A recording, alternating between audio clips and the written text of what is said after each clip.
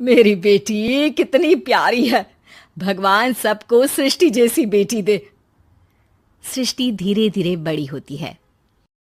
एक दिन सृष्टि की सहेली कहती है, तू दिखने में कितनी अजीब सी है, लेकिन मैं जानती हूँ हम सब में सबसे अच्छी शादी तो तेरी ही होगी। तेरे पापा अमीर जो हैं। और बता नहीं सकते यार, दहेज तो हर कोई देता है, ये क्या ज्यादा ले जाएगी अपने पति के लिए? अरे बड़े शहर में कोठी है इसके पापा की। अरे पापा की है ना, कौन सी इसकी है? इसकी होती तब तो कोई भी लड़का इससे शादी कर लेता। अरे पापा की मतलब पापा की है तो मेरी ही है ना? किसने कहा? अब तेरी तो तब होगी ना जब तेरा भाई ना हो। वैसे भी शादी के बाद सारी प्रॉपर्टी भाई के नाम होती है।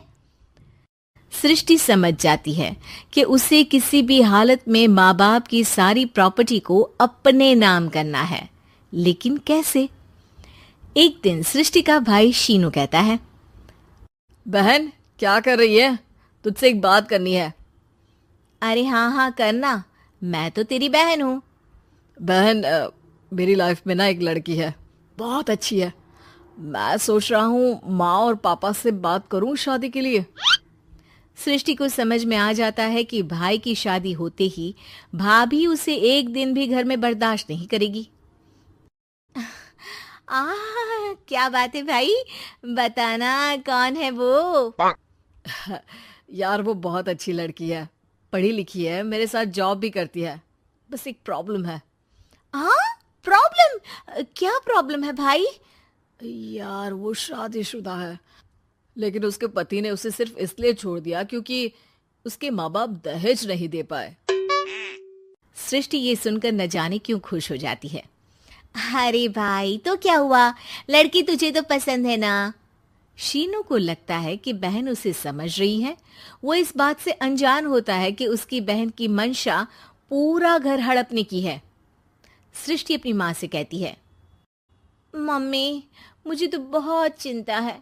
पता है शीनू क्या कर रहा है? अरे क्या कर रहा है? वो तो काम पर जाता है और वापस घर आता है।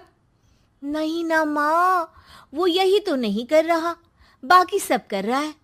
आपको पता है उससे प्यार है, और वो भी एक शादीशुदा लड़की से। ये क्या हो गया?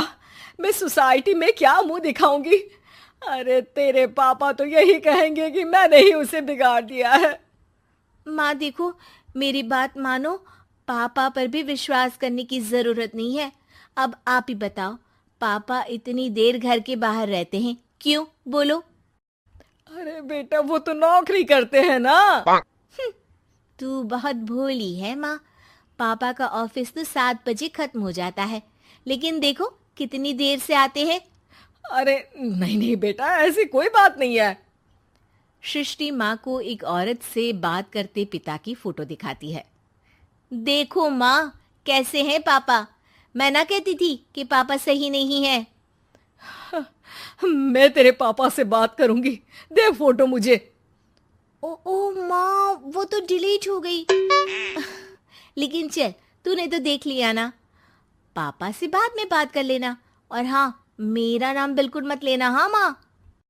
अब क्या था, सृष्टि के माँ और पिता के बीच झगड़ा होना शुरू हो जाता है। सृष्टि के मन में क्या चल रहा था कोई नहीं जानता था। एक दिन, माँ सृष्टि के लिए एक लड़का देखा है, वो लोग शाम को उसे देखने आने वाले हैं। और हाँ माँ, एक खुशखबरी, मैं और पापा मिलकर एक नया बिजनेस ट्राई कर रहे हैं। शाम को लड़का आता है, सांवले रंग का। सृष्टि को तो बिल्कुल भी पसंद नहीं आता।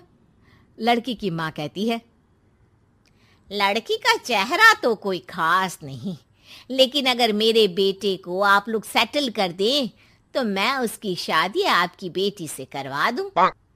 सृष्टि को लड़का बिल्कुल पसंद नहीं था। उसे भाई पर गुस्सा आ जाता है। लड़के वालों के जाने के बाद कहती है, माँ देखा, शीनू मेरे लिए कैसा लड़का लेकर आया, न दिखाने लायक न सुनने लायक, सेटल भी नहीं, वो भी हम करे। अरे माँ मैं जानती हूँ ये मेरी शादी किसी भी घर में क्यों करवाना चाहता है। अरे कैसी बात कर रही है बहन? तूने तो देखा ना, लड़के को मैंने ही मना कर दिया तुझसे शादी के लिए। जिसने लड़का बताया था उसने उसकी बहुत तारीफ की थी।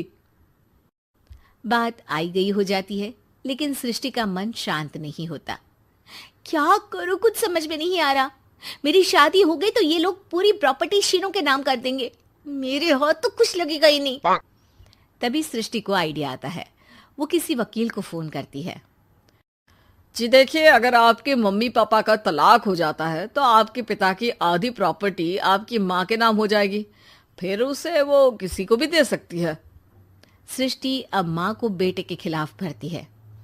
माँ, शीनू पर नजर रखा करो, वो जिस लड़की के प्यार में है ना, वो शादीशुदा है।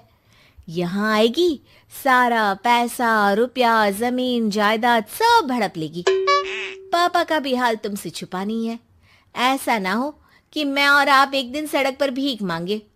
हे भगवान, मैं तो जीते जी मर जाऊंगी अगर ऐसा हो गया तो। ऐसा हो गया नहीं माँ, ऐसा ही होगा। अभी समय है, आगे का सोच लो। मैं तो कहती हूँ पापा से आधी प्रॉपर्टी लेकर अलग हो जाओ। पापा की आधी प्रॉपर्टी भी हम लोगों को अगर मिल जाती है ना, तो अगले 7 जन्म सफल समझो। बेचारी माँ बेटी के कहने पर पति से तलाक लेकर अलग हो जाती है। सृष्टि अब पैसों से गाड़ी और अपने दूसरे महंगे शौक पूरे करने लगी।